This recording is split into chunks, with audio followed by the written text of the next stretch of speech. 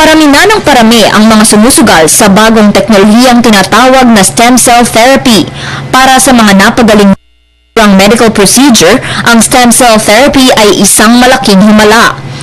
Mula sa mga komplikadong sakit tulad ng cancer, paghina ng puso, diabetes, brain damage at pagkabulag, solusyon din daw ang stem cell therapy sa mga simpleng problema tulad ng pagkakalbo, mga sugat at pagkulubot ng balat. Ang stem cell therapy ay ang paggamit ng sariling cells para gamutin ang degenerative diseases o isalba ang mga namamatay ng selula ng katawan. Pinatunayan ni Dr. Christian Mancao, isang surgeon at chronic muscle therapist, ang mga buting naidudulot ng stem cells. It has been used for cancer since 1950s for leukemias and the other cancers of especially for bone marrow.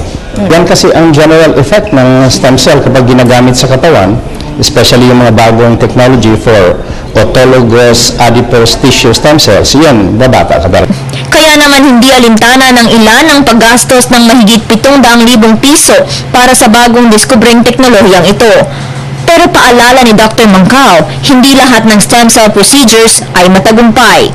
Halos 14% stem cell therapy cases ay bigo. Procedure lang po, magaling na po kayo. Ganun po ba yan, sir?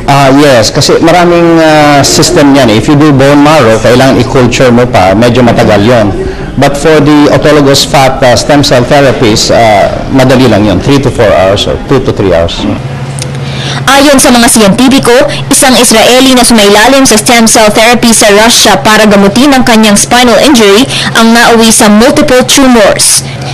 Isa pang kaso ng pasyente ng lupus ang sumailalim sa stem cell sa Thailand at nagkaroon ng kidney failure na humantong sa kamatayan.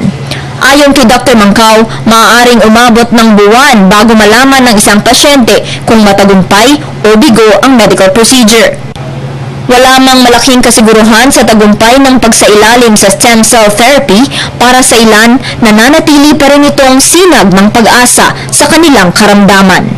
Para sa Telebisyon ng Bayan, Vivienne Gulia.